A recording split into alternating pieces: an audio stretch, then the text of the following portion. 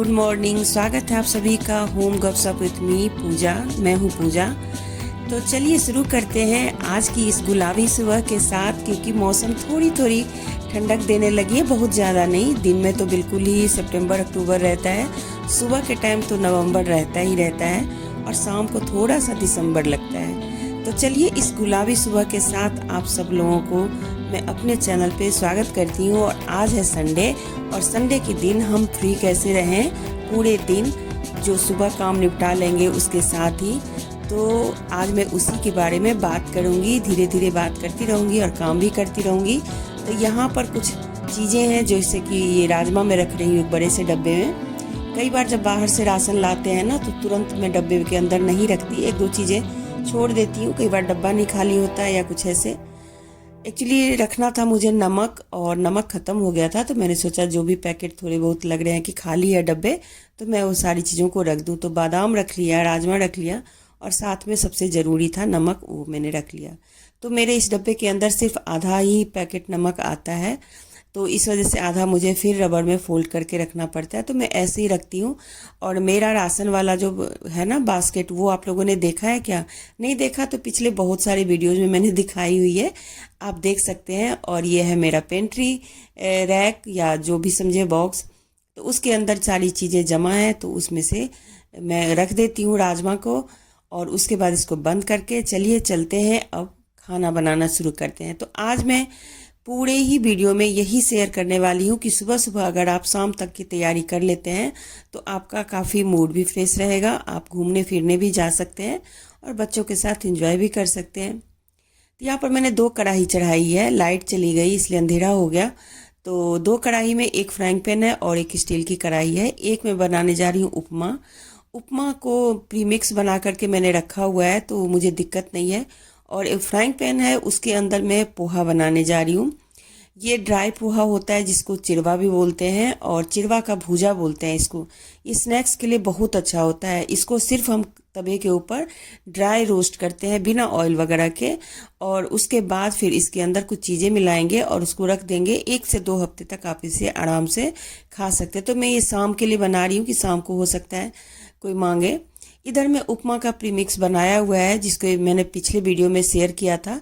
तो अभी मुझे कुछ नहीं करना, बस ऑयल में मैंने थोड़ा सा हरा प्याज डाला, एक हरी मिर्च डाली, और साथ में जो प्रीमिक्स था उसको डाल दिया, और नमक डाल के पानी डाल डाल के इसको हम बनाएंगे।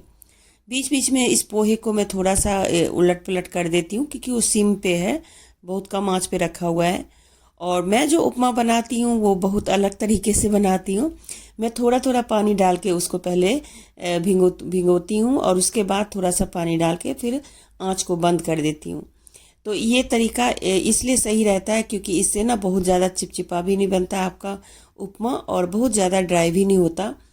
जैसे होता है ना एक एकदम स्टिकी सा बन जाता है, वैसा नहीं बनेगा। तो ये देख सकते हैं मैं बार बार पानी डाल रही हूँ और बार बार उपमे में डाल के और उसको भून रही हूँ। तो इससे क्या होता है, सूजी थोड़ा थोड़ा फूलने लगता है, और जैसे लगेगा कि अब ठीक है, तो उसके बाद थोड़ा पानी डाल के ढक के बस गैस को बंद कर देंगे। तो दोस्तों, संडे के दिन कुछ इस तरीके से काम निपटाने से बहुत मन हल्का लगता है। तो यहाँ पर हमारा पोहा बन चुका है, उसको ड्राई रोस्ट किया है मैंने, आंच को बंद कर दिया, और उसी जो कुकिंग का प्रोसेस है ना कढ़ाई का, उसी में वो थोड़ा सा और गर्म होता रहेगा। यहाँ उपमे के अंदर मैंने नमक और नींबू का जूस डाल दिया, और बस इसके बाद मैंने ऊपर से थोड़ी सी घी डाली है। उपमे में अगर आप घी डाल के बनाते हैं ना, तो ये बहुत टेस्टी लगता है। तो यहाँ देख सकते हैं ये जो मैंने पोहा रोस्ट किया है, उसमें उसको मैंने टर्न कर लिया है इस बाउल के अंदर। और इसके अंदर कुछ नहीं डालेंगे, बहुत कम चीज़ें डालेंगे, जैसे कि मैं काली मिर्च डाल रही हूँ और एक हरी मिर्च डाल रही हूँ। ऐसे वैसे अगर आपको ज़्यादा दिनों के लिए रखना है तो हरी मिर्च डाल के ना रखें। थोड़ा सा आधा चम्मच सरसों का तेल डाला, नमक बीच में डाल दिया जो कि मैंने शायद नहीं दिखाया, तो नमक डाल दिया, हरी मिर्च और सरसों का तेल, बस ये 3 चीज़ें आप डाल दीजिए, और काली मिर्च। उसके बाद इसको थोड़ा हाथ से रगड़ के और बस इसे किसी डब्बे में भर के रख लें। अगर आपको तुरंत खाना है तो तुरंत भी खा सकते हैं, या फिर 1-2 दिनों तक इसे, या हफ्ते भर तक तो कम से कम इसे खा ही सकते हैं। तो मैंने भर के रख लिया, और ये उपमा भी बन के तैयार हो गया। इसे मैं उसी बाउल के अंदर साफ़ करके रख देती हूँ। जिससे कि इसको टेबल पे रखने में मुझे हेल्प मिल जाएगी और किचन में थोड़ा स्पेस मिल जाएगा। तो ये सारी चीज़ें हैं जो कि आपको बहुत ही आसानी होती है इन सब चीज़ों को समझने की।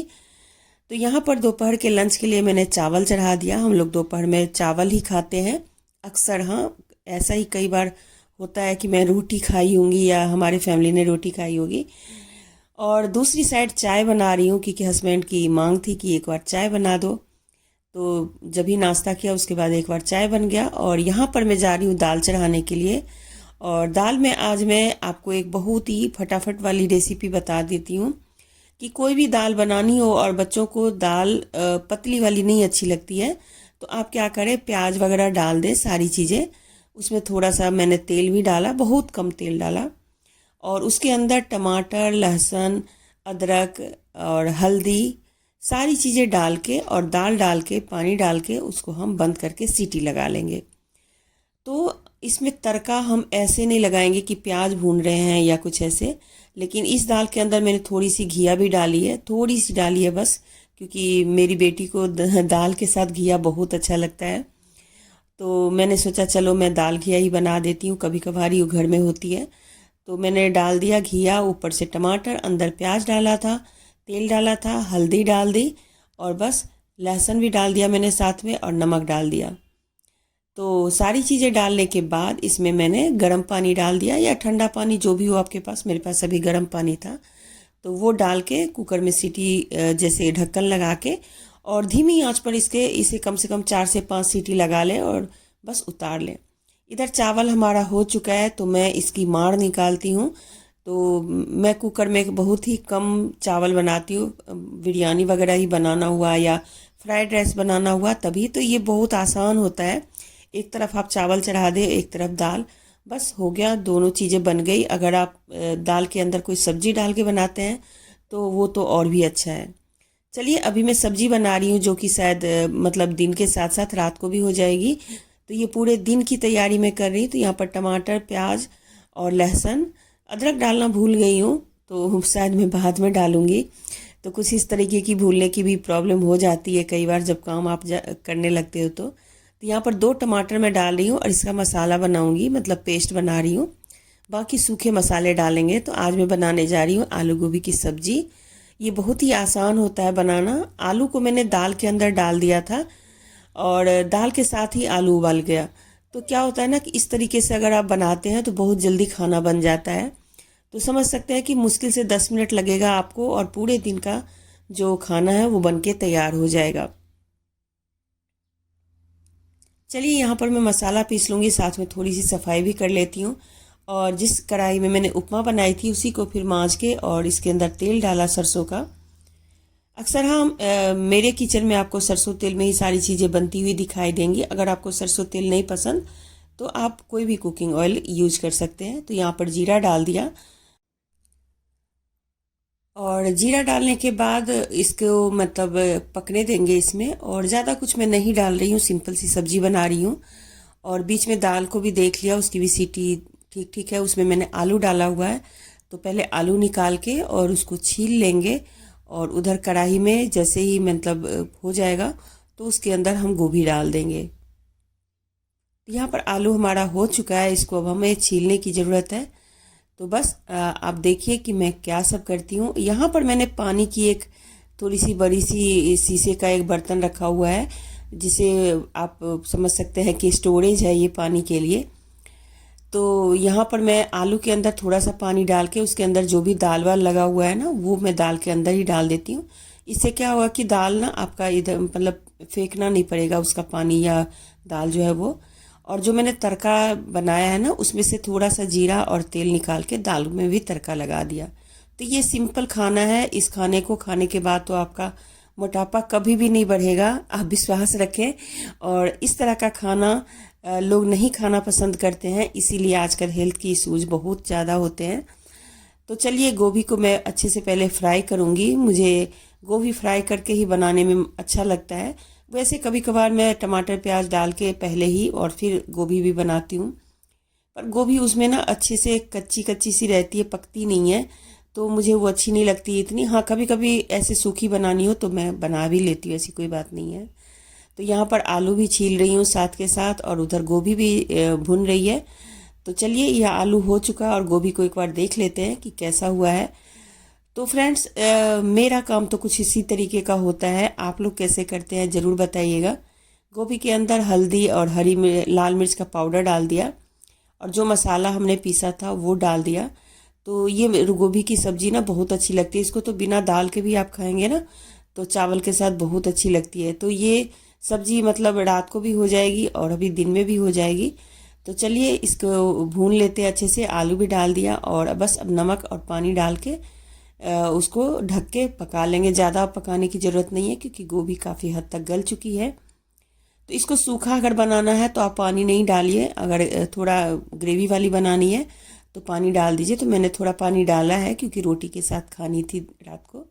इधर दाल भी हो चुकी है। तो चलिए, दाल दिखाती हूँ कि कैसी बन के तैयार हुई है। तड़का भी लगा दिया मैंने, और देखिए कुछ इस तरीके की बनी है। इसको अच्छे से फेंट लें, मतलब मिला लें, तो ये दाल घुल जाएगी एकदम। और साथ में मतलब मैंने इसके अंदर वो भी डाला था ना, घिया, तो वो भी साथ के साथ पक गई। तो इसमें तो अब आपको सब्जी भी लेने की ज़रूरत नहीं है, चटनी के साथ भी खा सकते हैं। तो चलिए, चटनी बनाते हैं।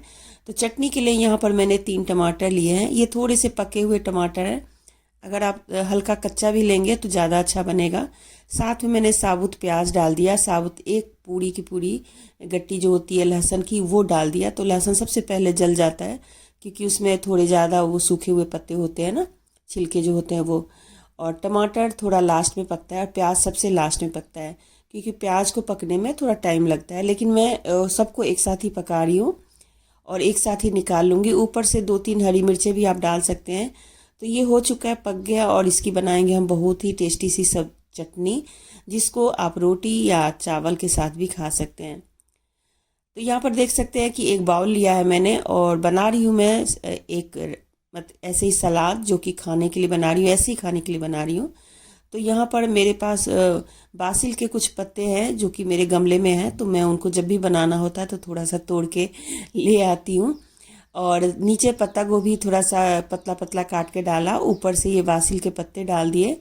ये बाज़ार में तो बहुत ही महंगी मिलती है, अगर आप गमले में लगा सकते हैं तो ज़रूर लगा लीजिए।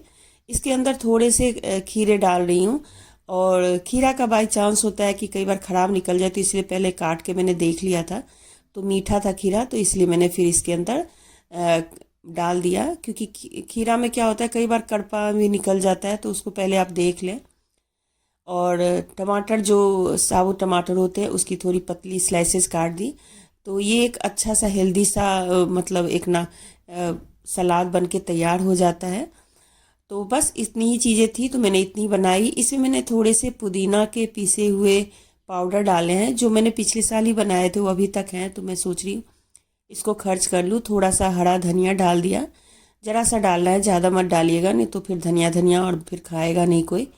इसमें थोड़ा सा मैंने काला नमक डाला है, आप चाहें तो जो सिंपल नमक है वो भी डाल सकते हैं। नींबू का रस डाल दिया, और ये एक बहुत ही चटपटी सी तीखी तो नहीं बनी है, क्योंकि मैंने हरी मिर्च नहीं डाला। इसमें मैंने काली मिर्च डाली, लेकिन वही है, मेरा कैमरा थोड़ा कभी कभी मुझे धोखा दे देता है। तो काली मिर्च डाली, पर वो शायद आया नहीं वीडियो में। तो काली मिर्च डाल लें, गले के लिए भी अच्छा होता है। और बस इसको मिला के थोड़ी देर छोड़ दें, उसके बाद खाएं तो बहुत अच्छा लगेगा। ज़रा सा इसके अंदर ऑलिव ऑयल भी मैं डालती हूँ, बिल्कुल ही मतलब 2 बूंद, आप समझ लीजिए 2 बूंद आप डाल दीजिए ऑलिव ऑयल, तो बहुत अच्छा एक टेक्सचर बन जाएगा उसका थोड़ा सा। तो पानी भी इतना ज़्यादा फिर नहीं निकलता। बस ये तैयार है, और इसको हम ऐसे ही खाएंगे। यहाँ पर मैं चटनी बना रही हूँ, जो टमाटर, लहसुन और प्याज को हमने भुना था, तो थोड़ा थोड़ा कट कर देंगे। तो इसको बस ऐसे ज़रा सा कट कर देंगे, और बड़े से जार में बनाएंगे तो फिर कोई दिक्कत नहीं होगी। छोटे में बनाएंगे तो थोड़ा ये पीसने में दिक्कत हो जाता है। मैंने ऊपर से और भी हरी मिर्च डाली है, और कुछ ज़्यादा ही धनिया पत्ता डाला, नमक डाल दिया, और बस इसकी एक अच्छी सी चटनी बनाएंगे पानी डाल के। तो ये चटनी 1 हफ्ते तक मेरा चल जाएगा। तो इस तरीके से अगर आप चटनी बना के रख लेते हैं, तो पूरे हफ्ते आपको रोटी या पराठा के साथ खाने के लिए कोई भी दिक्कत नहीं होती है। तो मेरा ऐसे ही रहता है, अगर सब्जी आती है और धनिया पत्ता भी आ गया, तो मैं ज़रूर इसकी चटनी या उसको पीस के ऐसे ही रख लेती हूँ।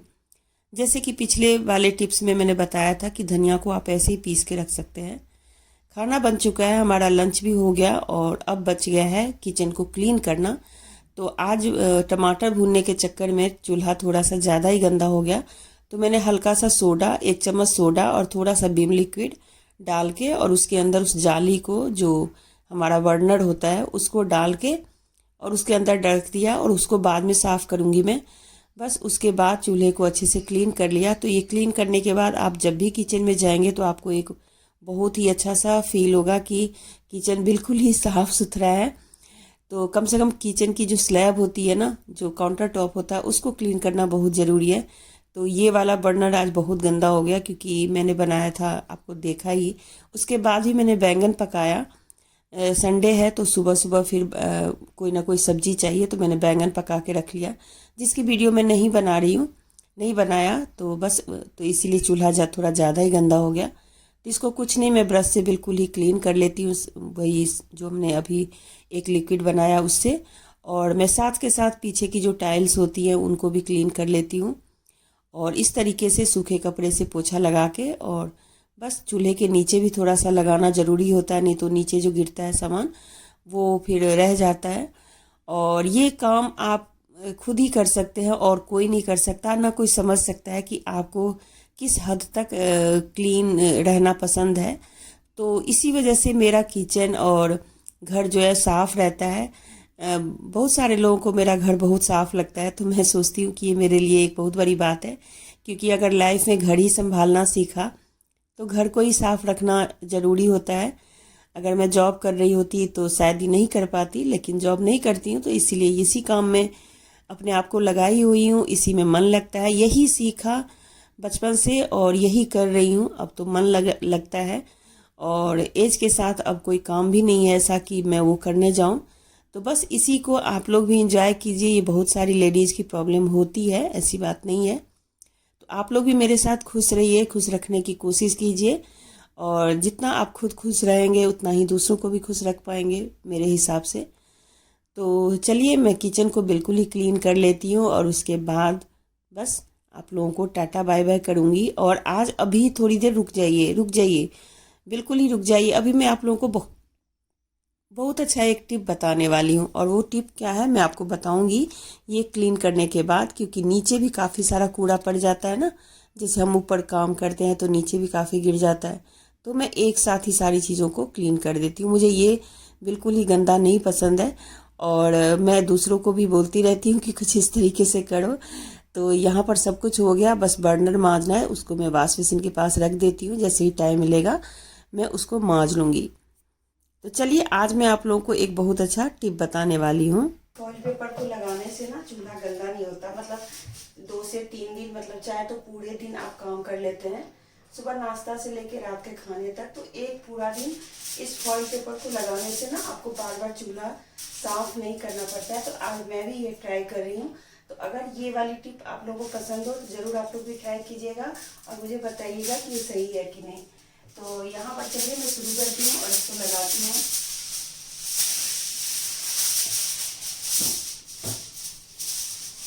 I know you told your friend you're not okay, and tell me what's wrong and why you never said you felt that way. And guess you're trying to stay strong and fake a smile until I look away. But I've known you too long, it hurts to watch your blue eyes fade to gray as you fade away, as you fade away.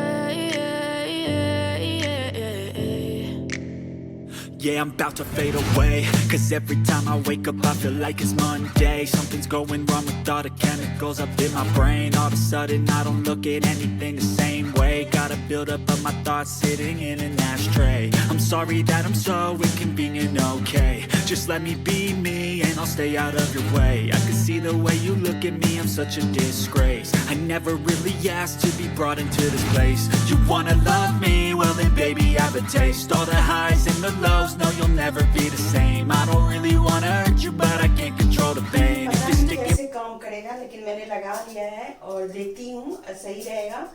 तो आप लोग भी कर सकते हैं, क्योंकि सुबह से लेकर शाम तक खाना बनता है तो सच में बहुत बार क्लीनिंग करनी पड़ती है हम जैसे लेडीज के लिए, जिनके लिए कोई हेल्पर नहीं है। तो चलिए मैंने लगा दिया, अब इसके ऊपर नेट लगाती हूँ और फिर काम करके देखती हूँ जो कैसा है।